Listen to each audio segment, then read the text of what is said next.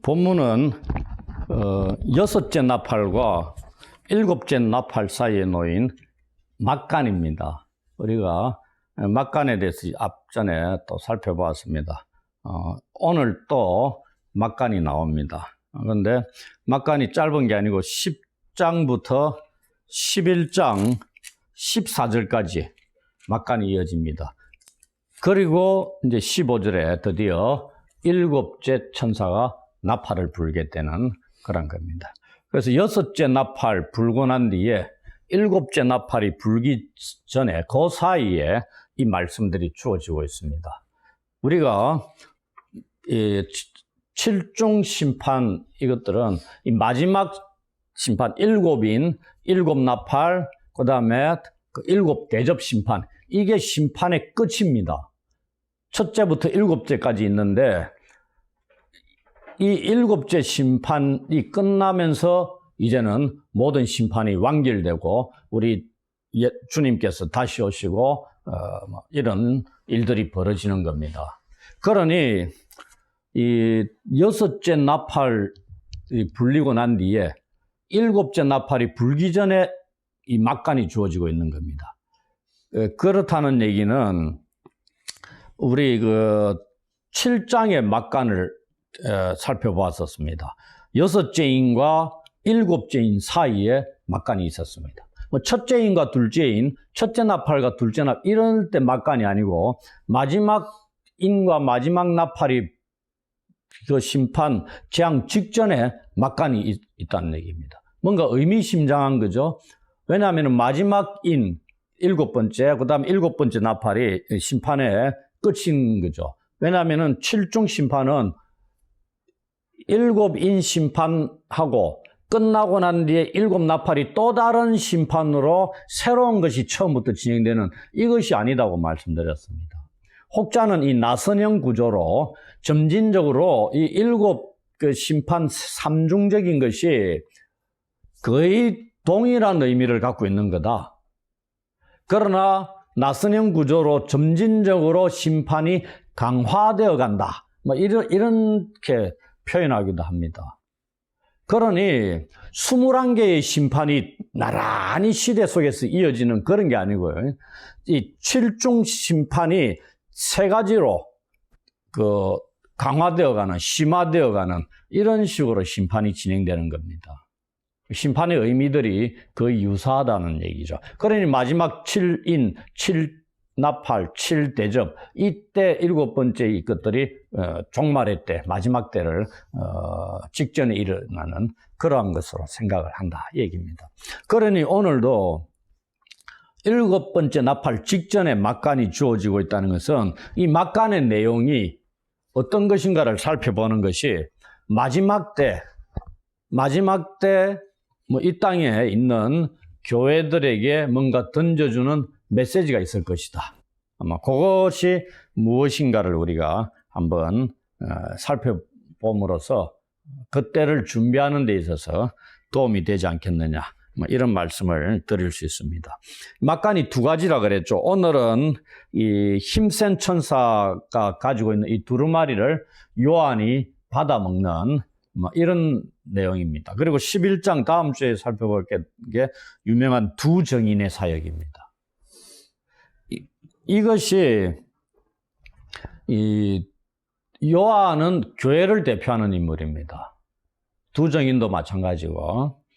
그래서 이 교회에게 주어지는 뭔가 메시지를 우리가 생각해 볼 수 있는 그런 본문이 아니냐. 이 사도 요한에게 두루마리가 주어지는 것, 그리고 두 정인의 사역이 이어지는 것, 그리고 일곱 번째 나팔이 불리면서 끝나버리는 겁니다. 그러니 그 직전에, 마지막 직전의 때에 교회가 처할, 교회에게 맡겨주신 그런 사명이라든지 그리고 교회가 세상 속에서 어떠한 형편에 처하게 될 것인가, 이런 것들을 보여주고 있는 것일 수 있다, 얘기입니다. 우리가 7장의 막간은 6장 마지막 구절이 하나님과 어린 양의 진노의 날에 누가 설 수 있느냐? 이 질문을 던지면 끝납니다. 근데 7장에 뭐가 나오죠? 설 수 있다. 설 수 있는 자들이 누구냐? 하나님의 인침을 받은 14만 4천이다. 이렇게 나오는 겁니다. 마찬가지로 이 본문 10장 1절로 11절은 여섯째 나팔과 일곱째 나팔 사이에 이 막간으로서 이 둘째 화, 지난주에 살펴본 그 여섯째 나팔 불면서 일어난 이 둘째 화를 설명하고 세 번째 화, 11장 15절부터 18절에 있는 마지막 그 세 번째 화를 소개하는 역할을 하고 있는 것일 수 있습니다. 그 정도로 보시고 본문을 또 살펴보도록 하겠습니다. 1절부터 4절에 보시면 힘센 천사를 요한이 보게 됩니다. 그 손에 놓인 작은 두루마리 환상을 설명을 하고 있습니다. 요한이 또 다른 환상을 이제 봅니다. 내가 보니 또 나오죠. 새로운 환상이라는 얘기입니다. 이게 요한계시록에 한 40번 이상 나옵니다. 엄청나게 많이 나온다는 건 뭐죠? 요한이 계속해서 사도 요한에게 하나님께서 환상들, 계시들을 보여주고 계신다 이 말입니다. 이번에는 그가 힘센 다른 천사를 봅니다. 이 요한이 본 힘센 천사가 누구일까요? 이 요한계시록에 힘 있는 천사에 대한 기록이 딱 3번 나옵니다. 천사에 대한 기록은 한 67회 정도 나오는데 요 앞에 힘 있는 요게 붙어가지고 쓰이는 거는 딱 3번 나옵니다. 우리가 이미 5장 2절에 한번 살펴보았습니다. 그리고 오늘 본문에 있고요. 그 다음에 18장 21절 이렇게 3번 나옵니다. 그러면은 문제는 이들이 동일인이냐 아니면 다른 존재냐에 대해서 신학자들의 논쟁이 많이 있습니다. 그리고 이 힘 있는 천사의 정체가 뭐냐? 성경이 기록을 안 해주니까 설명을 안 하니까 자꾸만 궁금해가지고 신학자들이 하나하나 자료들을 가지고 접근을 합니다. 그러면서 힘센이라고 표현하니까 아마 가브리엘 천사장을 가리킬 것이다. 뭐 이렇게 얘기합니다. 가브리엘의 이름이 뭐냐? 하나님은 나의 힘이다. 그런 것이거든요. 그러니 힘 있는 천사니까 가브리엘이 아니냐? 뭐 이렇게 보는 겁니다. 다니엘서 8장에도 8장 15절부터 17절에도 다니엘이 가브리엘 천사장 앞에 얼굴을 대고 엎드리고 뭐 이런 것들이 나옵니다. 거기에는 가브리엘이 이름이 명시가 되어 있습니다. 그런데 오늘 본문에는 안 나타납니다. 그러니 우리가 이 본문에 나오는 힘센 다른 천사의 정체에 대해서는 정확하게 말하기는 어렵습니다. 왜 성경에 기록하고 있지 않기 때문에 말씀 안 하기 때문에 지난번에 말씀드렸습니까? 성경이 말씀하지 않는 걸 우리가 하나하나 너무 깊게 알려고 할 필요는 없다. 왜? 이 천사의 이름이 중요하겠습니까? 안 중요하니까 기록 안 했을 수도 있습니다. 아니면 요한계시록의 독자들은 알고 있을 수도 있고요. 그런데 우리는 모르는데 이름이 중요한 게 아니죠. 또 뭐가 중요하다? 이 천사를 하나님께서 보내시가 무슨 일을 하게 하시느냐? 이거에 대해서 초점을 둬야 되지. 우리가 뭔가 새로운 보게 되면 당신 이름이 뭐냐? 인간들은 그래 반응합니다. 성경에 보면 이름이 뭐냐 자꾸 묻습니다. 당신 누구냐 묻습니다.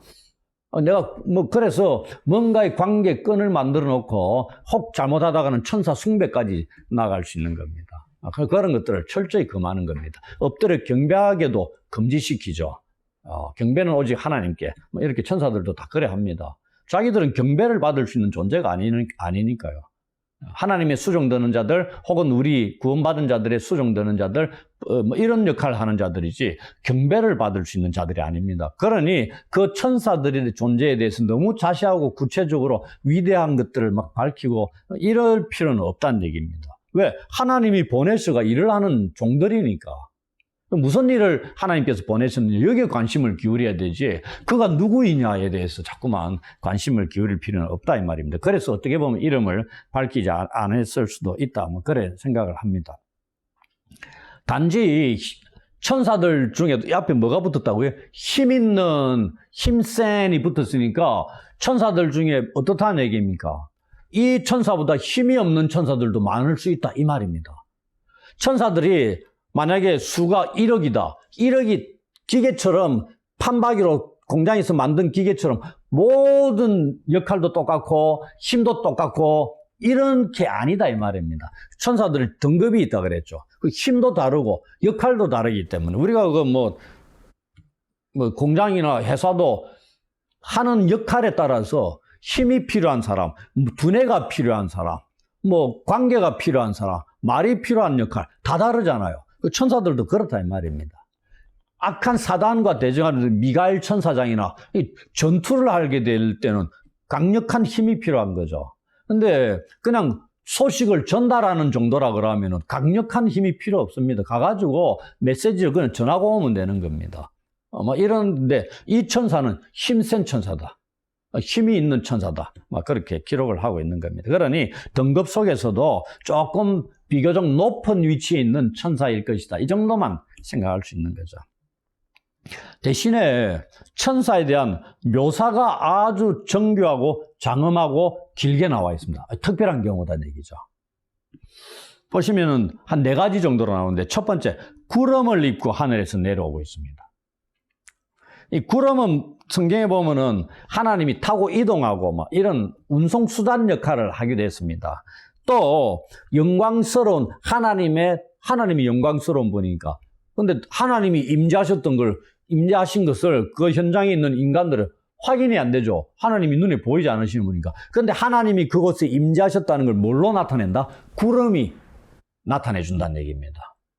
아, 하나님이 저곳에 임하셨구나. 그 하나님의 영광스러운 임재를 나타내는 그러한 데 사용되는 게 구름입니다. 우리 주님께서도 구름 타고 오시리라 뭐 이런 얘기하죠. 우리 주님이 그냥 못 오시겠습니까? 꼭 구름 운송수단 구름이 있어야만 내려올 수 있냐? 그런 건 아니죠. 그래서 하나님이 영광스러운 임재를 보여주는 그러한 역할을 하는 겁니다. 내려온다는 것은 이 천사가, 힘센 천사가 하나님의 부름을 받고 하나님의 일을 시중들기 위해 보냄을 받은 존재다는 것을 알려주는 거죠. 지 마음대로 내려왔다 올라갔다 하는 게 아니다는 얘기입니다. 그래서 구름을 입고 내려왔다는 건 하나님의 임재와 종말론적인 영광을 나타내는, 이 누가 보낸 자다? 하나님이 보낸 자다 이 말입니다.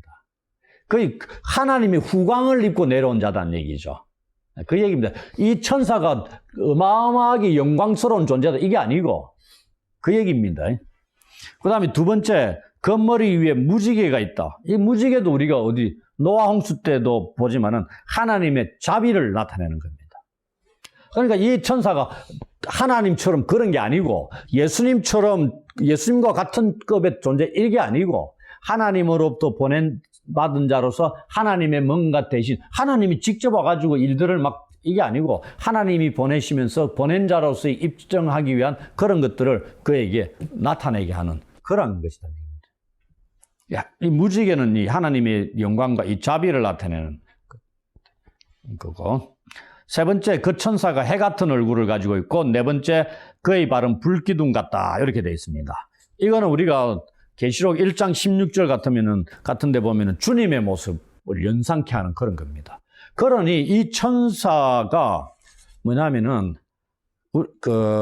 하나님과 어린 양으로부터 보냄받은 대리인 역할을 하는 자다 이렇게 생각하시면 됩니다. 우리가 그러죠. 대통령 특사로 간 자가 나라를 대표해서 대통령께서 보낸 자로서 다른 나라의 특사로 갈 때 어떻게 꾀죄죄하게 갑니까? 그게 아니잖아요. 그에 걸맞는 모습으로 가는 겁니다. 이 천사도 지금 그런 겁니다. 이 마지막 직전에 7째 나팔 불기 직전에 요한에게 보여진 이 환상으로서 나타난 그 힘센 천사를 그렇게 자세하게 설명하고 있는 겁니다.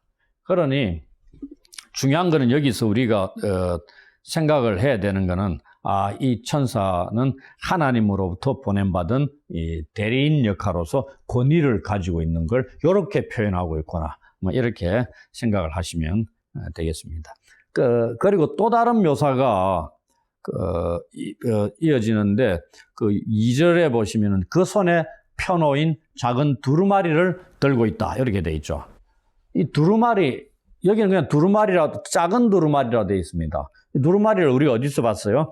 5장의 두루마리를 봤습니다. 누가 두루마리 인을 떼느냐. 그래서 일찍 죽임을 당한 어린 양이 떼기에 합당하시다. 이때 나온 게 두루마리였습니다. 하나님의 구원과 심판의 계획을 담고 있는 것이다. 이렇게 생각을 했었죠. 그런데 이 5장의 두루마리와 10장의 작은 두루마리가 같은 거냐 또 다른 거냐 이렇게 얘기합니다. 헬라어가 다르게 쓰여져 있거든요. 여기는 또 작은 두루마리라고 되어 있잖아요. 거기는 작은이란 용어가 붙어 있지 않습니다. 그래서 두루마리는 그냥 두루마리는 비블리온입니다. 이 바이블 이럴 때 비블리온인데 여기에 작은 두루마리는 뭐냐면 비블라리디온이 되어 있습니다. 용어가 좀 작죠. 그래서 이 둘은 다른 거다 이렇게 얘기를 합니다. 그런데 저는 이제 같은 것으로 보는 거죠. 이 요한계시록에 두루마리가 나왔기 때문에 두루마리가 두 종류로 다양하게 이렇게 나오지는 않았을 것이다. 왜냐면은, 비블리온이나 비블라리디온, 요 부분을 너무 세밀하게 구분해가지고, 언어가 다른데, 형태가 다른데, 같느냐? 다르다. 이렇게 얘기하는데, 왜냐면, 그거는 큰 거고, 이거는 작은 거니까 축소판이다. 내용도 다를 것이다. 이렇게 얘기하는데, 그런 건 아닙니다. 왜냐하면 10장 똑같은 우리 여기 작은 두루마리인데 10장 8절에 보면 두루마리가 나오죠. 그때는 또 비블리온으로 쓰고 있습니다. 그렇기 때문에 이게 2절에는 뭐라고 써있죠? 비블라리디온이고 8절에는 비블리온이기 때문에 똑같은 두루마리잖아요, 지금은. 그러니까 같은 것이다. 5장에 비블리온이라고 썼던 이 두루마리나 여기에 두루마리나. 근데 왜 작은 것으로 표현했느냐? 여기 나중에 보십시오. 이 두루마리를 어떻게 합니까? 요한이 먹습니다.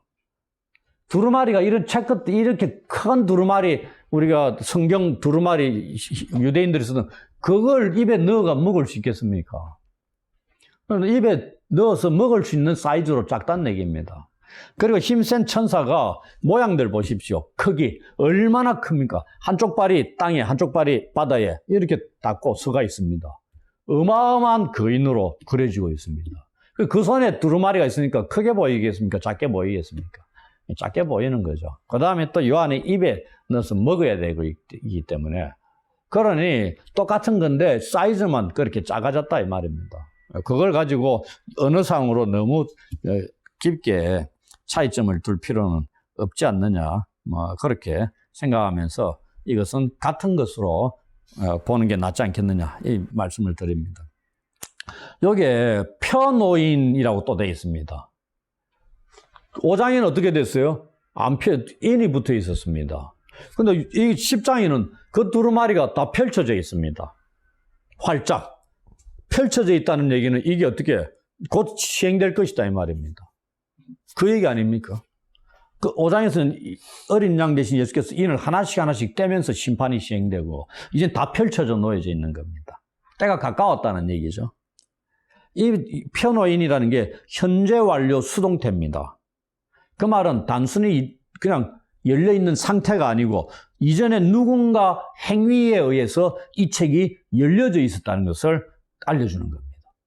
그러면 그 이전의 행위가 어떤 행위겠어요? 그게 바로 6장에서 8장에 걸쳐 이 5장에 인봉된 책의 7인을 떼었던 어린 양 대신 예수님의 행위를 가리키는 것이다. 이렇게 생각하는 겁니다. 7개의 인을 떼는 장면을 소개하고 이제 10장에서는 그 결과로 책이 열려져 있다. 이렇게 보는 거죠. 그래서 이 수동형 동사는 뭐죠? 신적인 수동태입니다. 그 말은 그 행위가 하나님에 의한 건데 이때는 뭐다? 어린 양의 행위로 이루어진 것이다. 이런 것을 얘기하는 거죠. 그래서 같은 것이다. 이렇게 보시면 됩니다. 그 다음에 힘센 천사가 오른발은 바다를 밟고 왼발은 땅을 밟고 있습니다. 1차적으로 어떻다? 엄청난 크기를 자랑하는 천사다. 이렇게 보시면 됩니다. 왜냐하면 이게 상징이라고 볼 수도 있는데 지금 요한이 이 환상을 어떻게 보았다 되어 있습니다.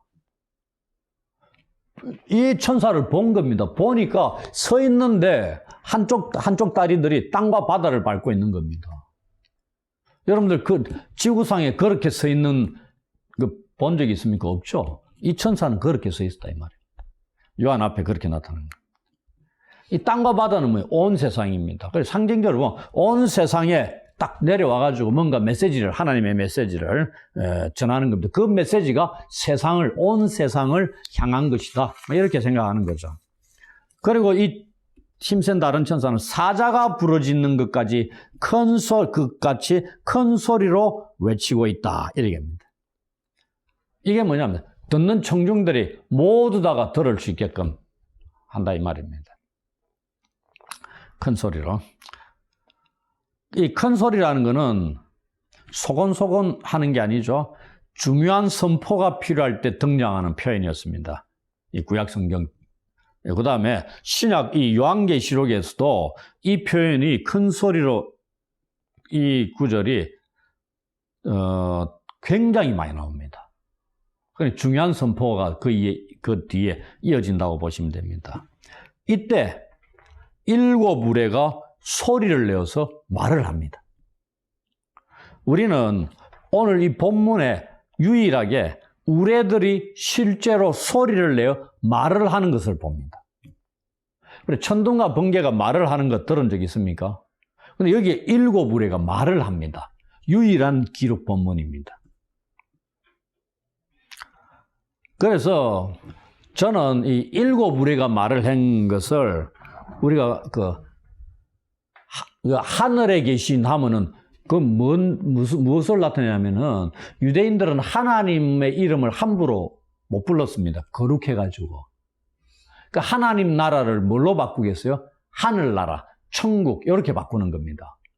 똑같죠? 하늘나라나 하나님 나라나 똑같다 이 말입니다. 왜? 하늘에 하나님이 계시는 곳이기 때문에.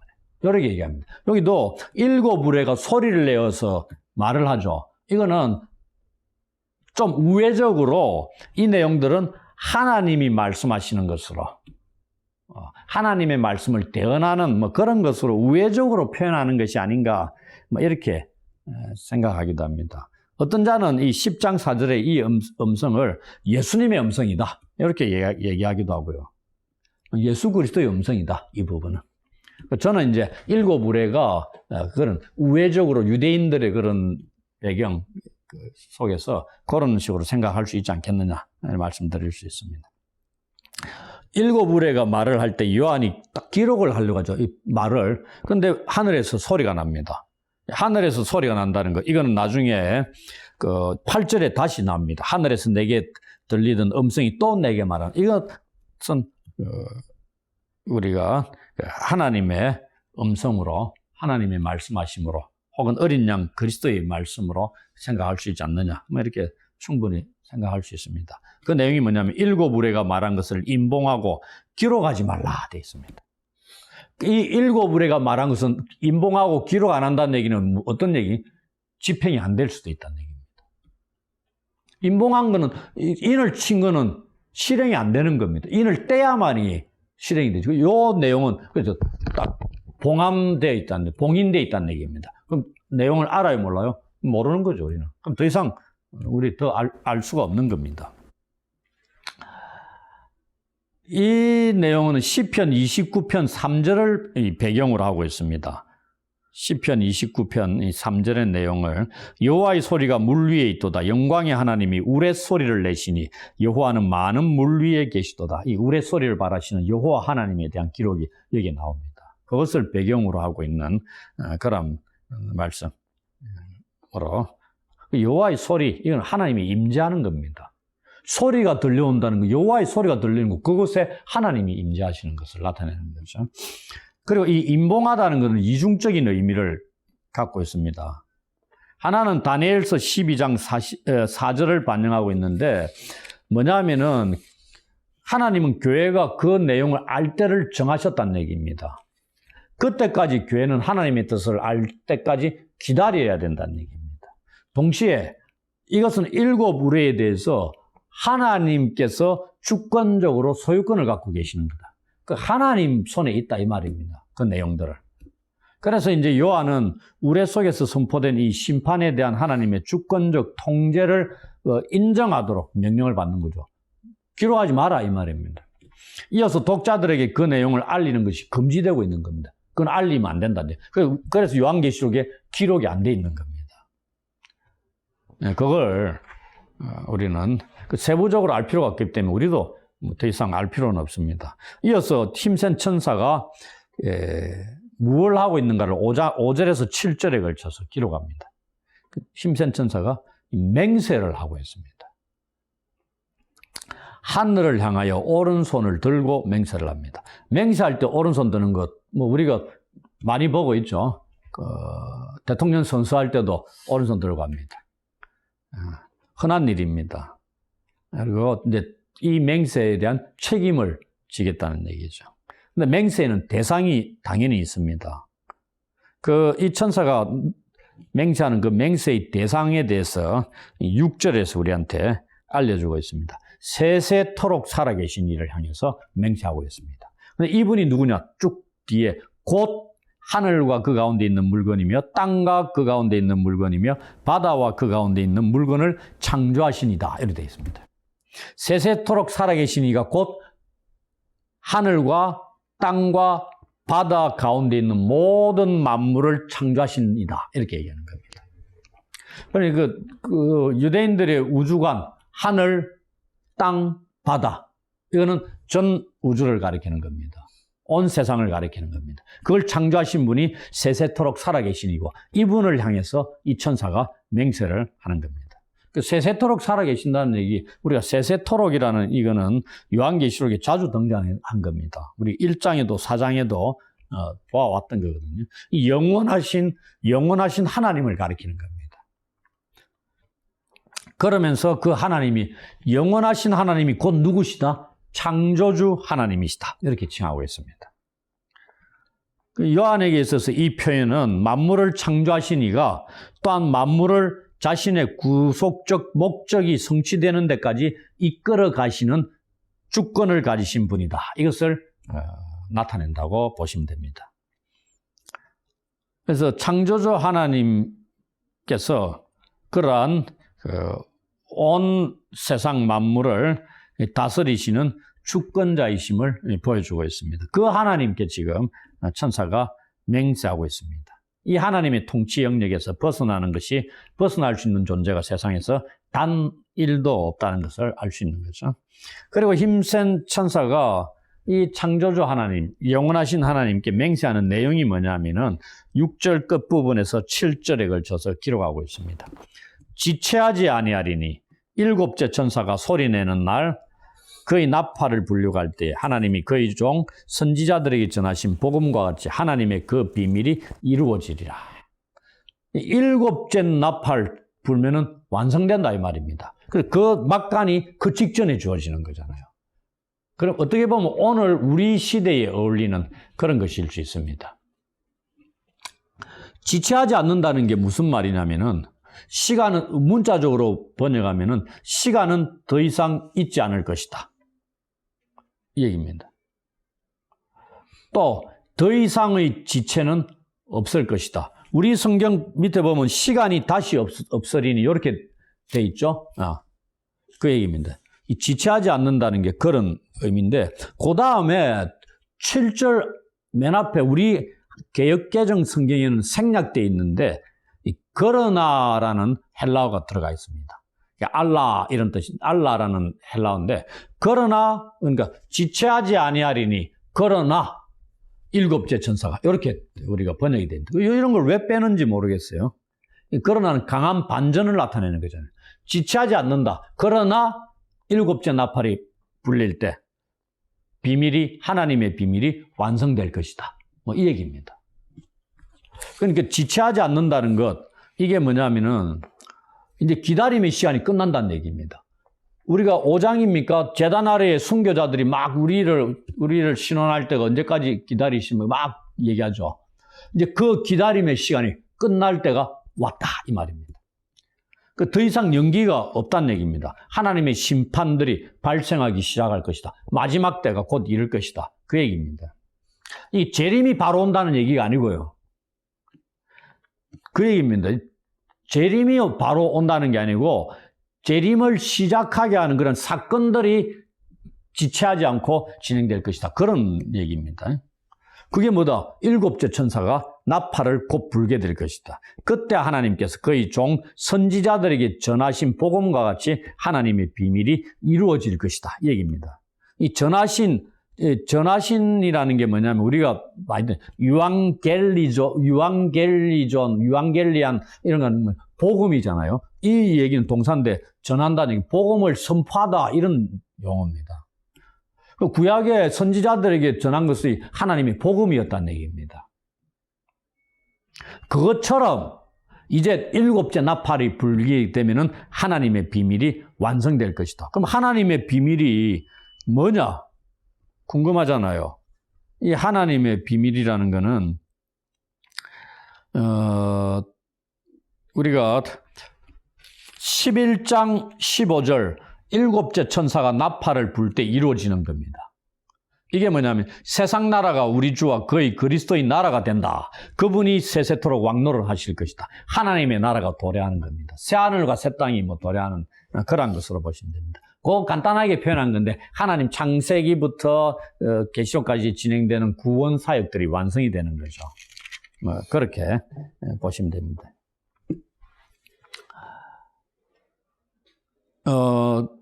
그리고 이제 마지막에 8절부터 11절에 요한이 이 예언의 사명을 받습니다. 우리가 1절부터 1장에 이미 다 밤모섬에서 받았는데 다시 예언의 사명을 받는 것으로 나타납니다. 그것을 들려주는 게 우리 4절에서 하늘에서 났던 소리, 그 하늘에서 들리던 음성이 다시 요한에게 말을 합니다. 네가 가서 바다와 땅을 밟고 서 있는 천사의 손에 펴놓인 두루마리를 가지라 이래 되어 있습니다. 그래서 이에 요한이 천사에 가서 두루마리를 달라고 합니다. 그러니 천사가 뭐라고 얘기하죠? 갖다 먹어버리라 얘기합니다. 손에 주는 게 아니고 갖다 먹어버리라. 네 배에는 쓰나 내 입에는 꿀같이 달리라 이런 말을 하면서 전하죠. 이 말을 들은 요한이 이제 천사의 손에서 받아가 작은 두루마리를 진짜 먹어버립니다. 먹으라 했으니 먹는 거죠. 그랬더니 천사의 말대로 입에는 달았다. 근데 먹은 후에 좀 있으니까 배에서 쓰게 되었다. 이렇게 돼 있잖아요. 우리가 옛날에 지금은 그런지 모르겠지만 사전을 암송하는 사람들이 있었습니다. 저도 한번 조그마한 사전을 시도를 한번 해봤는데 그러면서 뭐 하냐면 사전을 암송하고 찢어가 먹습니다. 지금 뭐 그렇게 하는 사람들 잘 있겠습니까? 그게 뭐겠어요? 찢어서 먹었다는 거. 내가 이 부분을 다 외웠다. 그 입에 씹어 넣었다는 건 내 몸과 하나가 됐다 이 말 아닙니까? 그 내용이 전부 다 내 안에 내 것이 됐다. 내 내면화가 이루어졌다. 뭐 이렇게 볼 수도 있고요. 그 얘기입니다. 그래서 요한이 먹었다는 게 그 두루마리에 기록된 모든 예언이 다시 요한에게 전해졌다는 것을 알려주고 있습니다. 우리가 1장 1절에 보면 예수 그리스도의 계시가 요한에게 전달됐습니다. 환상을 통해서. 그런데 오늘 본문에 그 계시를 예언하는 게 요한에게 사명으로 주어지고 있는 걸 봅니다. 그래서 어떤 신학자는 이 부분을 에스겔 3장 1절부터 3절은 에스겔의 선지자 임관식이다 이렇게 표현하기도 합니다. 그럼 요 단락도 요한의 선지자 임관식으로 부르고 있는 신학자도 있습니다. 우리가 이사야 6장에 보면은 입에 숯불 갖다 대고 그러는 것처럼 그러면서 소명을 받는 장면이 나오죠. 이 단락을 그런 식으로 해석하는 자들이 있다 이 말입니다. 그러면서 이제 11절에 천사가 요한에게 알려줍니다.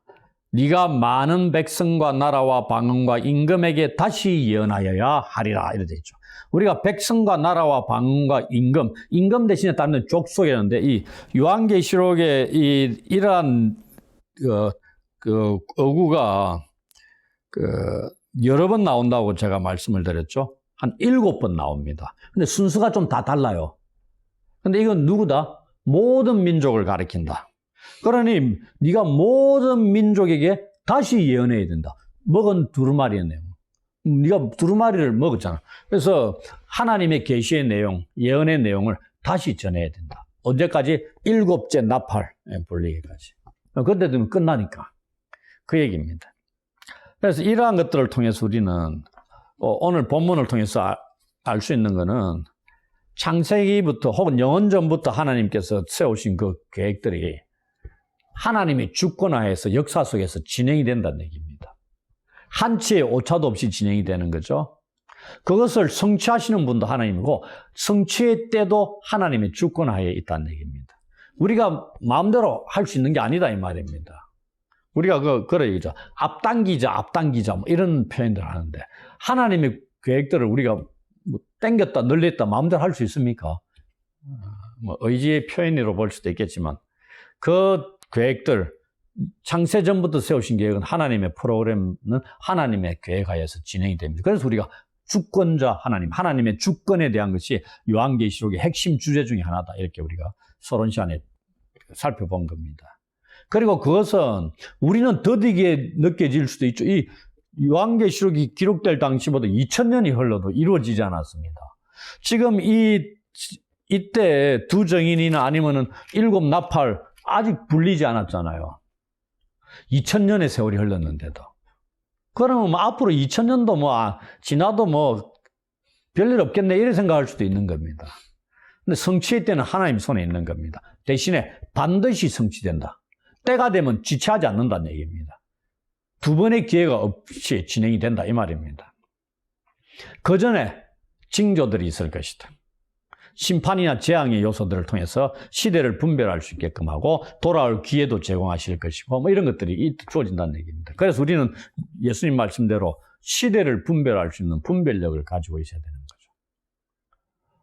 시대의 현상들을 보면서 이게 자연적인 현상이지 전부 다 이런 생각을 많이 하는 거죠. 그러나 그 속에서 우리는 시대적인 분별력을 가지고 이것이 하나님의 계획하에 진행된 하나님이 주시는 메시지라는 것도 알 필요가 있습니다.